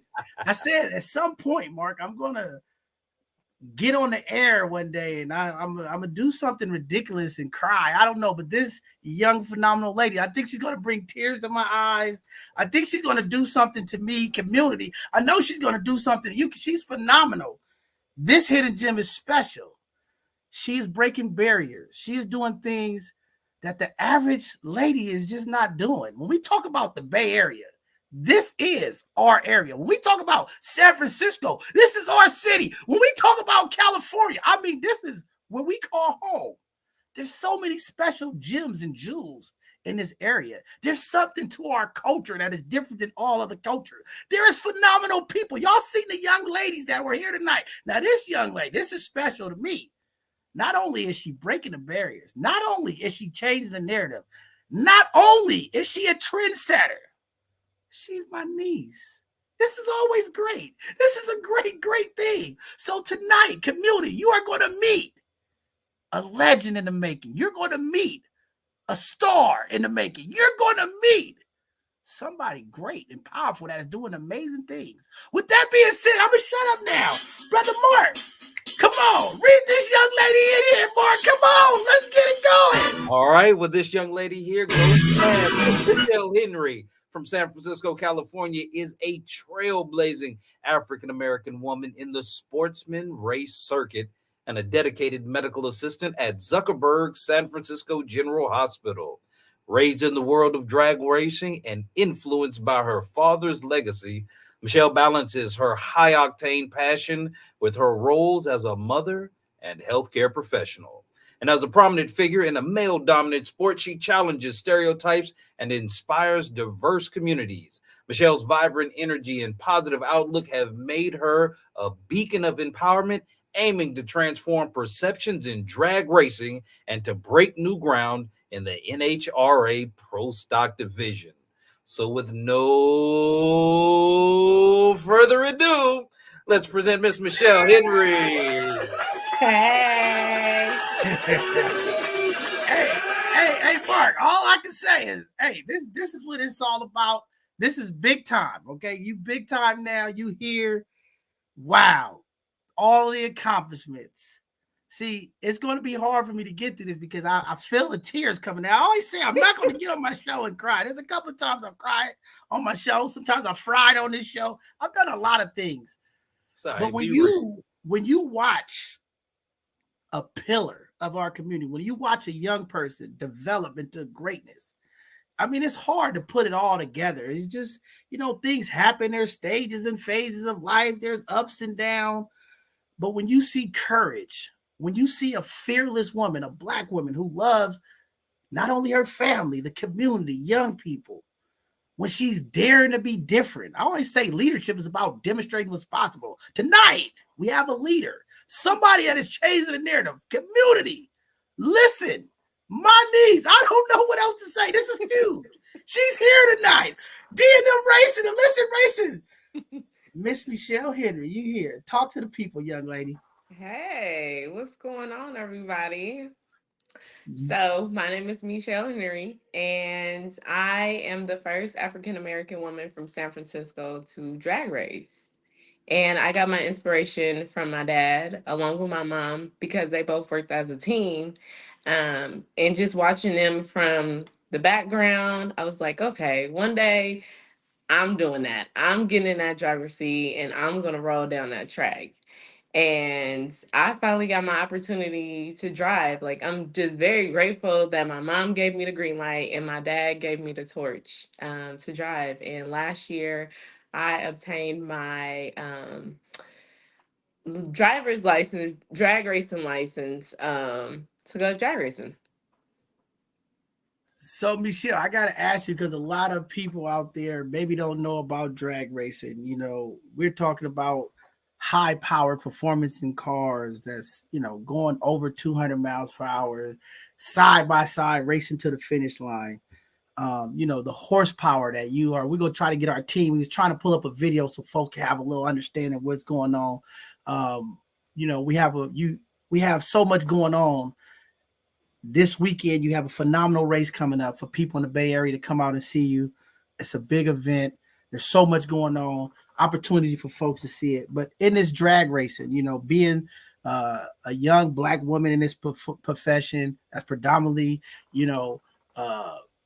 led by white males, for you to be a woman racing up against all these other guys and to know that you're that one light. How does it make you feel when you out there and the kids are like, wow, that's a lady, that's a Black lady. Like, how does that make you feel when you riding down the racetrack and folks are coming up to your tent and the pit area talking to you? How does it make you feel? So in the beginning, I just wanted to drag race. That's all I wanted to do. I wasn't expecting anything else to come with it. And We were at our race. It was April Cool Nights in Redding, California, and kids were coming up to me and they were like, "We want a picture with you," and I was like, "Oh wow, Michelle, like you're doing something that's so powerful." And not only is it in person where we have kids that come up and want to take pictures with the car and want to meet me. I have people on social media that I inspire. And I didn't realize that until my following started growing and I started getting so much support and so much love from everyone that I was like, wow, you are doing something that is so impactful and it's a game changer. And being in that male dominated industry, for me, it doesn't bother me. And maybe because the times have changed to where like women are slowly coming into this industry. And so they're being a little bit more lenient towards us. And then maybe because, my dad was racing and the people that I'm racing with, they know my dad. So, maybe I just got a little bit of a gateway to go through, which is a little bit more easier for me. But I love it. I love the fact that I'm able to change the narrative for other women, for other kids, for men to see like, okay, it is a woman coming in here and she is not playing games. She is racing with us and she's not scared and she's not backing down. And so for me, like I said, I just love it. I love drag racing. I've been around it all my life. So it's not something that's new to me. The horsepower is new to me. Yes, it is. But being at the drag strip is not new. Um, I saw my dad, doing this years ago, and I knew I was going to be next. And so watching him, I was like, okay, what he's doing, I'm going to end up doing the same thing and more. So, yeah. Yeah, I think it's very powerful, and I mean, I think the other thing to your story, you talked about all of a sudden all these folks being an inspiration to you. You seeing your social media following grow. I mean, you got a pretty huge follow out there, Mm-hmm. But one of the most important things to you is being a mother and a family person. And now that you see these younger kids, these young ladies who are watching, this weekend, you're going to be having 30 kids from San Francisco come out and see you. These young kids are going to be inspired because they go say, hey, this lady is from San Francisco. I'm from San Francisco. She's a girl. I'm a girl. And you're going to open up something in someone to want to try something different. How do you handle that? Do you feel like it's pressure and you just get through it? How does it feel to know now you have all these young eyes looking at you and inspired? How do you get through that? So for me, I love it. Um, because in this time and day and age, there isn't any women that's like changing the narrative for these young girls. We got women that's out doing God knows what, and these kids are looking up to them and they thinking that that's cool, and it's not. And so, for me, I've always wanted to be a person who would change the narrative for my community, for the younger generation, because I am a part of the generation to change stuff. And then I have younger generation watching me. And it's like, if you're not setting an example as a mother, as a friend, as a family member, as a stranger, then what are you doing? You're being a part of the problem and not a part of the change. And so that's what I'm here to do, to show people like, hey, you don't have to always become, A, B, and C, the stereotype of what an African American woman or male is supposed to be. You can change the narrative and break down different barriers. You just have to do it and you have to want to do it. Wow. Go ahead, brother Mark. Well, again, Sister Michelle, thank you. I've seen some videos. Bishop is always sharing the videos. Normally, I see the video. You go by so fast, I don't even get a chance to see. It's phenomenal to finally see you in person and just get to hear your views on this. I know how proud your family is of you. I'm curious though a little bit about the technical side because you mentioned something about the change and the difference in horsepower.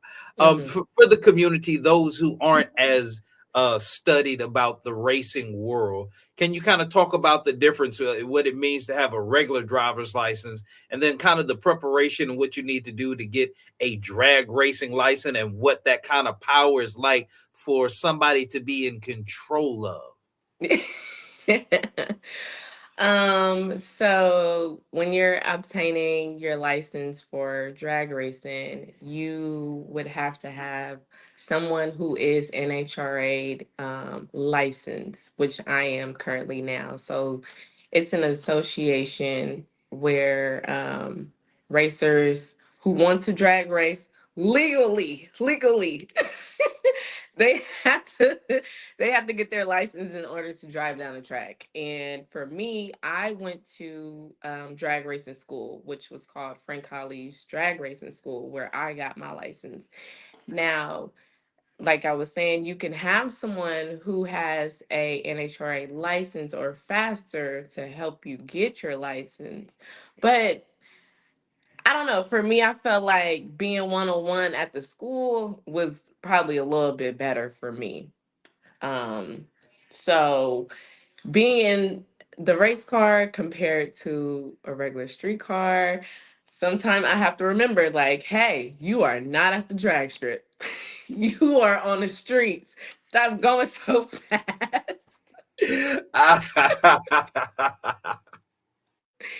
And so, the difference of sitting in my car, which is a Toyota, versus being in this Pontiac Firebird, which is producing 1,800 horsepower with 2 stages of nitrous, going down a quarter mile race, or in an 8th-mile race. It's like, okay, you doing something different. Okay, I see you, girl.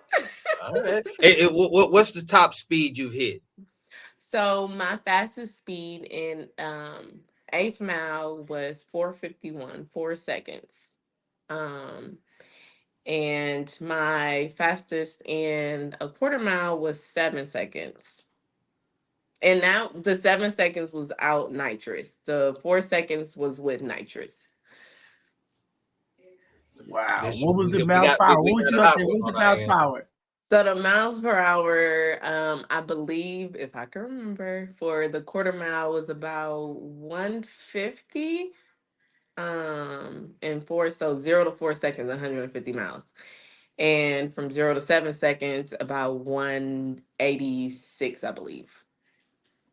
Wow. And we know that car can produce more horsepower. Yes, it can. Man, I mean, just to see you on the drag strip is so important. And I'm glad you brought up that, because that's, one of the things that I'm hoping tonight community understands the importance, here in the Bay Area and across this country. There's so much illegal street racing, side shows, and things of that nature. And I'm hoping that this weekend, you have a big race going on at the Sonoma Raceway here in Sonoma, right outside of Vallejo. The information's up on the screen. As you become that leader, as you are the young person that young people are watching, some of our elected officials and folks are watching what you're doing, as we're trying to combat, some of the illegal street racing that so many times takes people lives, things happen, having it somewhere where it's safe and environment. You're taking that lead. How important is it to really emphasize and educate community on the importance of racing on the track safely? I know you take a lot of time to do PSAs to educate people not only about the car and how it runs, but the importance of being safe and doing it right. With all that's going on, and you see it across social media, the legal street race, folks driving Hellcats and all this, doing all this stuff. How important is it to use your influence? Because now we're talking about influence. You have a huge following. You start getting over 20,000 followers, 40,000 followers. You a big dog. I don't even have that many. See, you got more than y'all. But when you have that influence, how is it important to you to make sure that you get that critical message out about doing things the right way? I believe it is so important. Like you said, back in the day, They were illegally drag racing, street racing. And now they're doing it on the track. Some people are still illegally street racing, but that's neither here or there. I know I'm on the tracks. But I believe that it is so important for people to understand that being at the racetrack is so much better than being on the streets. And the reason why I say that, because you have on-site care, meaning like the ambulance is right there, the traffic officials are right there. So if you get into an accident, you got people right on site that's coming to help you. Versus you being on the streets, we don't know how long the ambulance is going to get there. And then you're going to end up possibly going to jail or losing your life because you wasn't supposed to be out there doing that in the first place. And so, I have people where they'll be like, I street race. And I'm like, that's cool, but, track race is better. And they're like, well, the insurance and everything else that come along with being at the track and all these rules and regulations. But rules are in place for a reason, for your safety. So we know that you're okay. And then being at the track, there's certain rules when it comes down to your cars, what parts you can and cannot have on your cars. And that plays a big part as well. But, I just hope people watch my page and follow our story and turn the mindset and to say, hey, maybe I should go to the track, because at Sonoma Raceway, they do once a month where they do Wednesday night drags. And this a way for the Hellcat guys and the Mustang guys and the old school guys, you guys can line it up with people at the racetrack. And you don't have to worry about being on the streets where, oh, I might get caught, or oh, I might crash my car, or oh, I might not make it home to my kids. So it's really important to go to the racetrack. Like, I enforce it so much. Like, please go to the racetrack. Please race at the racetrack. And for the guys that are doing the side shows, if you guys put something together and talk to maybe the people at Sonoma or a closer track, or even if they just buy or rent out a parking lot where they can have certain officials or security come out to make sure that everything is okay, just so they're not doing it in the intersections, will be so much better. We prefer for you to go to the racetrack to do it. But if they could come together and find something where they can find a legal spot to actually do their side shows, that would be good too. But again, go to the racetracks and race there. It's so much safer. It's so much better. I know there's rules and regulations, but it's better there. Wow, there you go. That is a important call to action to all our elected officials across the Bay Area. I've been saying it. I know we just came back from Atlanta seeing how they do their side shows. We have to create something for these young people. And I know there's a way we could do it, but we have to get all of our elected officials across the state to figure out where can we put these places to give young people an opportunity to rev their engines and have these side shows in a safe environment where folks are getting hit. Y'all see the videos. We post a lot of them. Folks are getting hit, ran over, crashing into each other. Very dangerous stuff. We want to make sure that we're doing something to help support it.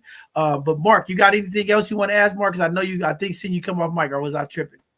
No, Bishop, Okay. just Queen, continue to do what you do. Be safe. Look forward to seeing you at the top.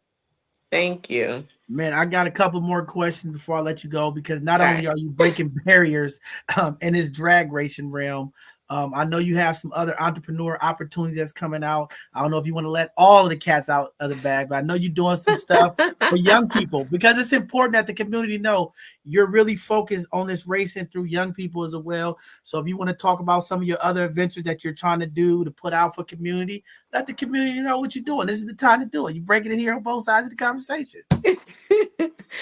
All right, so we'll start off with this weekend that I will be at Race Wars at Sonoma Raceway, where they'll be doing some drifting and drag racing, car shows, and so much more. I will like to say that there's going to be a battle of the Bay. Yeah, me and a guy from Oakland, we are grudge racing this weekend. There's some money on the line, so you guys have to pick on which side you going on. You either on Oakland or you on San Francisco. I know I'm Team San Francisco and Team illicit. So we got that going on. Like you said, we got the kids from San Francisco coming out. There's people from everywhere that's coming out to come see me to support our team and what we do. I love the fact that our team is family operated. For most who don't know, it's not just me doing this drag racing thing. I have my parents that back me up, and my baby, she is so supportive. She is my number one fan, and I'm her number one fan. And I'm so thrilled for this weekend because this is like one of the biggest events of the year at Sonoma Raceway for the NoCal and Southern Cal. So they're going to have people all the way down from Bakersfield and LA coming up here to race as well.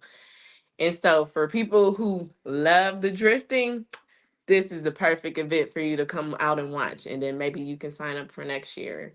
And then with that said, in July. Like I said earlier, I got my license with the NHRA where I'll be racing in Top Sportsman. And this is the NHRA's national event. So for anybody who knows anything about drag racing, this is the one that is on TV where I'll be at. And I'm super excited about that because I get to, hang out with some of the big top guys who's racing Pro Stock, which is a lane that I'll eventually be running in. And so I can't wait for that.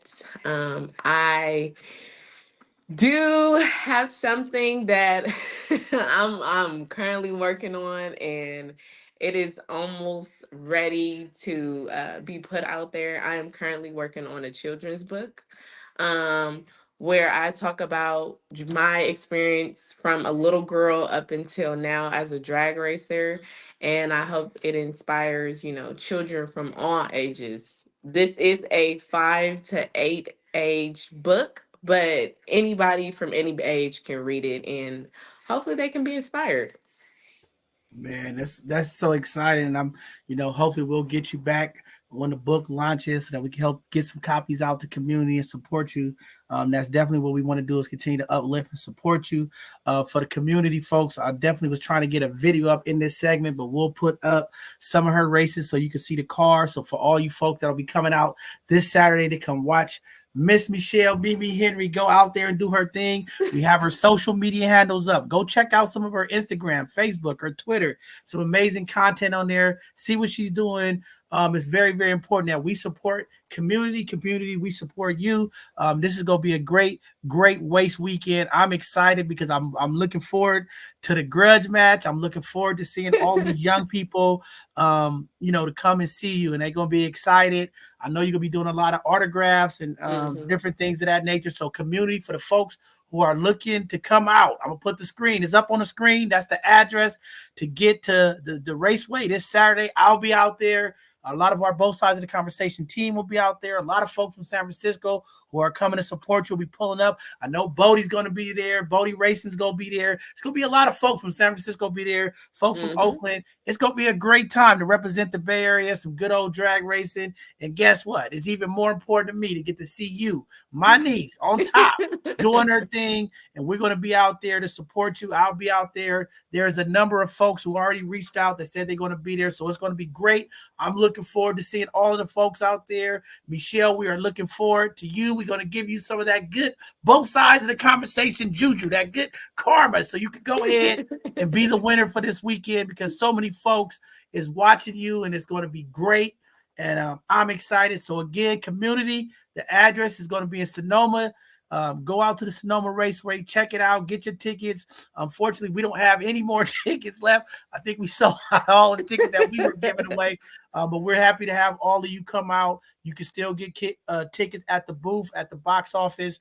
Come out and support this young African-American drag racing woman. She is representing our area, okay? Nobody's doing it like Miss Henry is doing it. Illicit Racing, D&M Racing. Go out there and check it out.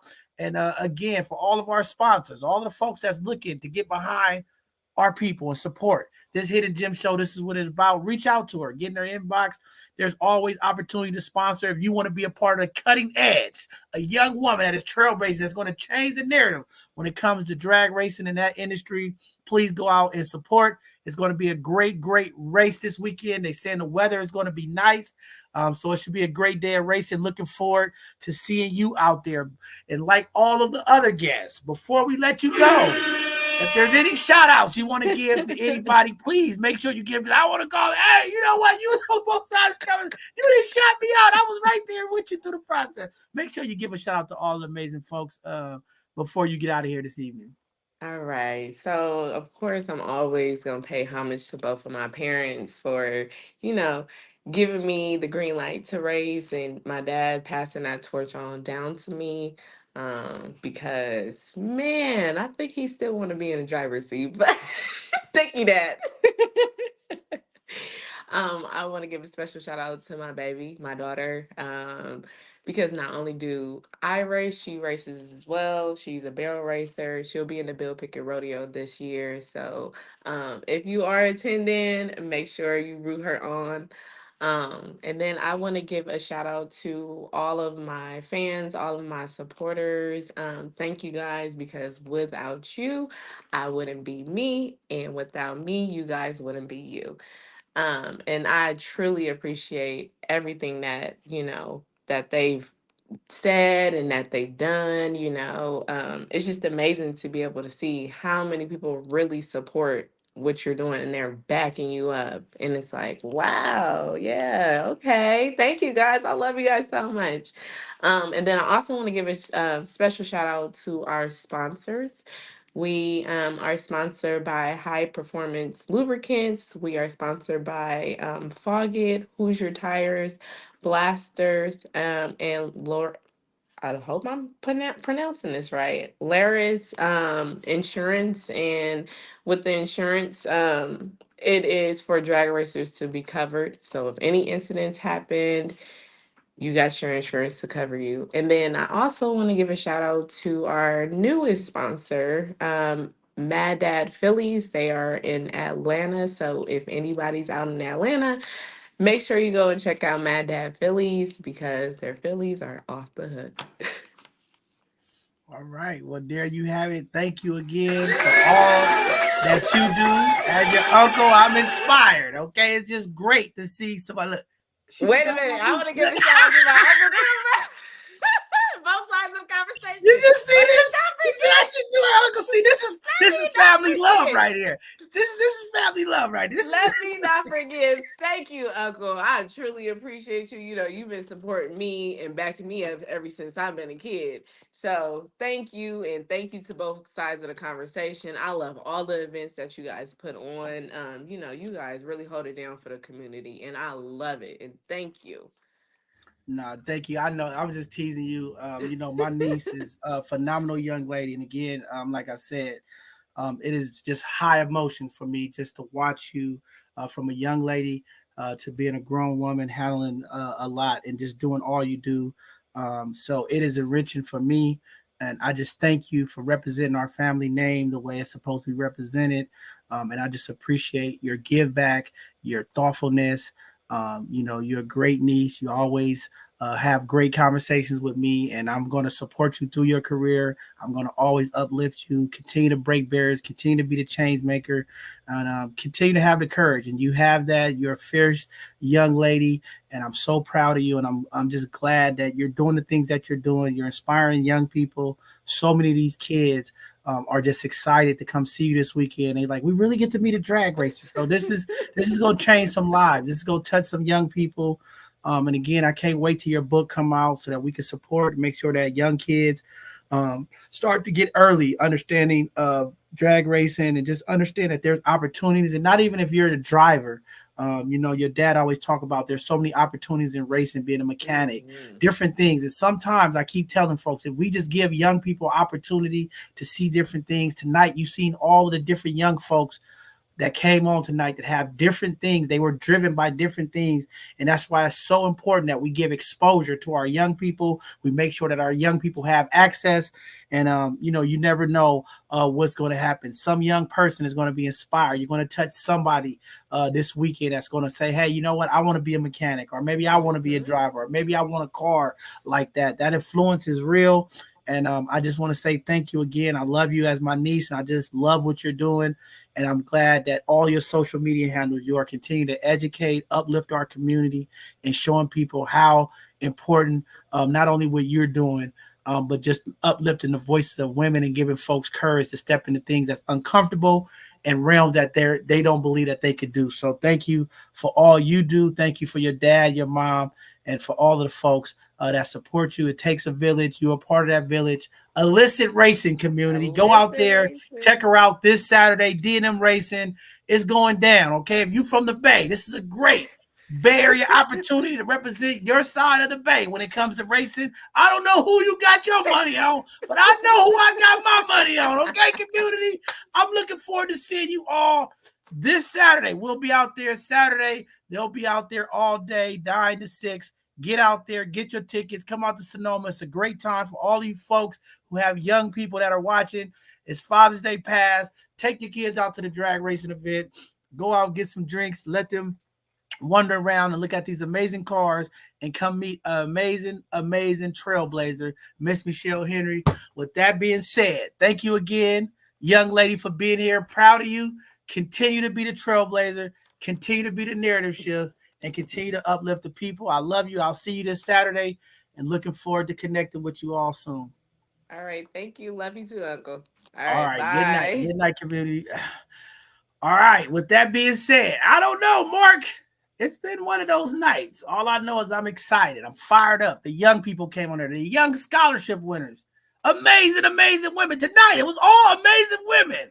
And they say women aren't changing the narrative. There's some phenomenal women. Blow up the spot, Mark. Tell me what you thought about tonight's show, brother. Man, I am encouraged. I'm inspired. And I think our future for our community looks beautiful because of the representation that was shown tonight. We have young ladies that are touching different areas, different career paths. But there is this theme that I caught, the exposure and the support of family members and community is something that was evident in all of the stories of each one of the hidden gems for tonight. So community, I think one of the things I would like to really encourage us is to continue to pour into the young people, continue to expose them to the opportunities that they might normally not see. Because you never know when there's another doctor, another genius, another drag racer, another astronaut. Our people have such greatness in them. Sometimes they just need that opportunity to be exposed and polished up with a little bit of love and support, and they can do some phenomenal things. So it was a wonderful show tonight, Bishop. Man, definitely.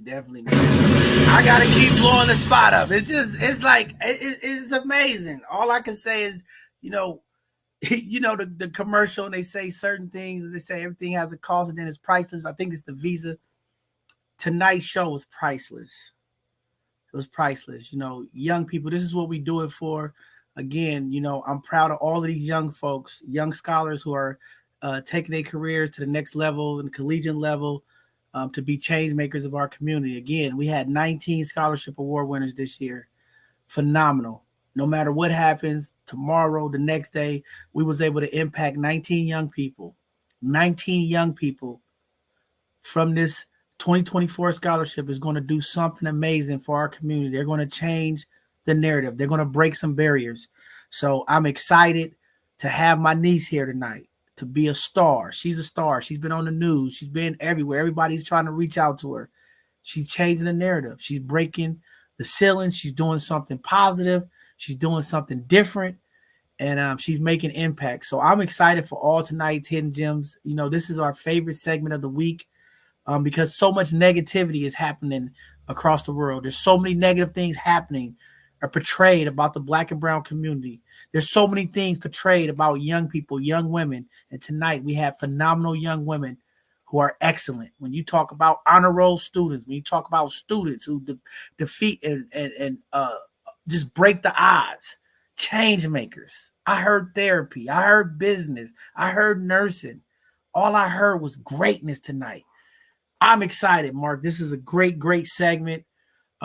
This weekend community, like I said, Saturday, a lot of folks reaching out, trying to connect me. Well, I need to see you. I'll be out at the racetrack. Come out to the racetrack. Support these young folks. Support this drag racer. I'll be out at Sonoma Raceway this weekend. Our Both Sides of the Conversation team will be out there. Come take a picture. This is a historic picture. You know how they have baseball cards. Okay, this is an opportunity to take a picture with greatness, take a picture with history. Historic moments are happening. Michelle Henry, illicit racing, D&M racing is coming. They're coming. One day you'll be reaching up. You'll see her household name. You say, I got a picture with her. This is the time. I always tell people, sometimes there's a time. This is the time that you get that autograph, that you get that signature, that you're a part of that history, that moment.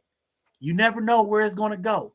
All you have to do is keep waking up, keep inspiring. These young people inspire me. So many times I want to just say enough's enough. I'm tired of the politics. I'm tired of the haters. I'm tired of the bad energy. I'm tired of all this. But these young people, they are the ones that keep me motivated. They keep the bishop going. They keep me fired up. They keep me dropping bombs. Being the dismantler that I am. All right, with that being said, we got to get out of here tonight, community. Thank you all for tuning in. I hope you all have been inspired. For all of the folks that think young people can't inspire adults, the community elders, you all should be inspired tonight. We heard young people being vulnerable, taking risks, open to opportunities, changing the narrative. Great segment tonight. So with that being said, I'm going to give you guys the benediction and let you out of here. It's been a great late show. Tomorrow is Juneteenth. Don't forget, tomorrow is the actual day of Juneteenth. We are still celebrating the liberation of our people. We are still celebrating the freedom of our people. We are still uplifting the joy. Even after all that we've been through, we still have opportunities to break the ceiling, to make history. Nothing can hold us down. There's no shackles that can hold these young people down. So, with that being said, I will give you the benediction. Tonight, community, it's been another great Hidden Gem segment. We come here tonight humble. We come here tonight energized as the next group of our 2024 Scholarship Award winners are taking flight. They are going to new heights. They are conquering the fear of the unknown. They are doing things to make change. We have young people who are inspired to be the next generation of business entrepreneurs. We have the new generation of young ladies who are going to change the dynamic of the medical scene. We know in our community there's a disparity. There's an issue when it comes to Black health. We know there's some mistrust. We know that there's some mishandling that takes place in our healthcare center. We know there's some real issues when it comes to Black and brown folks inside of these health institutions. Tonight, you've seen some young, phenomenal ladies who will change that narrative. They will give opportunity to bridge the gap with our community. When you step into a medical facility, you will happen to see someone who looks just like you. How important is that? And they are the young, bright minds, all of them amazing honor roll students. They are the leaders. They are the ones who are taking steps. They will make a difference. We as community, we must stand behind them. We must uplift them together. We must be the village. Thank you to all of the families, all of the mothers and fathers in the family who gets behind these young people, continues to pour into them, encourage them, and uplift them. And thank you, community, tonight for giving them their praise, giving them honor. It's something about the validation of the people. It is great when the eyes of the community, when the voices of the people are spoken. We uplift and inspire the young people. Tonight, generational curses are being broke. Tonight, first time, generational college graduates are coming. Like, it's just a first time. There's some excitement. Tonight, we have an amazing mother, a drag racer, who's going beyond all of the thoughts of, man, she is doing something that never been done. I don't know. It's something great out there. There's some energy in the air. Go be a part of the history. Don't talk about history. Be a part of this history as we move forward. The innovation, the courage of the women of our community, the courage of the young people is something that is unattainable. The life that we are pushing forward for our young people. When we talk about influence, when we talk about opportunity tonight, these young people are the hope. These young people are the rising, inspiring stars that we need. And with that being said, to greatness to them all, to greatness to you, Let's continue to love on our young people. Let's continue to pour into our young people. Elders, all of my elders out there, elders, it is time to pass the torch. We have a generation of young people who are capable, who are ready, who are consistent. They've showed their demonstration of leadership through the process. Get behind the young people. Elders, get behind the young people. Pass the torch. Let's move this generation of young people to the top. To all of my amazing community folks, again, tomorrow is Juneteenth. There's a number of community events still going on for folks who may have missed some of the festivities over the weekend. Go out and check out some of the things that are going on again. Celebrate the freedom, celebrate the joy, uplift the liberation of the people. It is our time. We must not stand still. We must march forward. The freedom train is here. All aboard. All aboard. The conductor is here. I want to see you on the freedom train. Come ride with me. Hey, the bishop, I will be out there with the community this Thursday. We are trying to locate our guests. We'll let you know if we'll have a show this Thursday. If not, this Sunday, we're talking about some amazing stuff. We're still looking for a couple more panelists. Sign up. Come talk to me. Let's have a conversation. And to all the amazing folks that's reaching out to me saying, hey, Bishop, I want to help out. We need that help. All of my sororities, all of my fraternities, where are you at?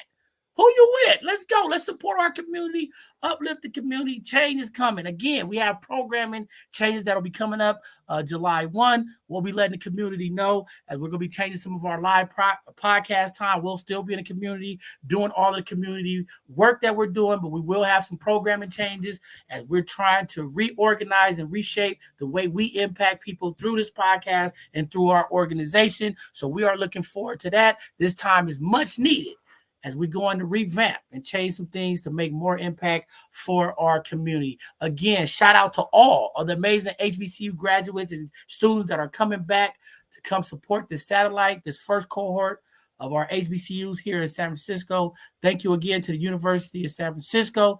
Thank you to all of our elected officials. Thank you to our mayor, Mayor Breed. Thank you to Supervisor Shamon Walton. Thank you to Dr. Davis. Thank you to Dr. Sy. Thank you to all of our city departments, elected leaders, and all the community leaders that continue to support this move, this change. Black to San Francisco. We're trying to bring Black back to San Francisco. There's no San Francisco without the amazing, amazing Black folks. This weekend, Juneteenth, was the start of what it looks like to be Black in San Francisco. Great to see all the community folks. It was amazing. With that being said, I bid you all good night now.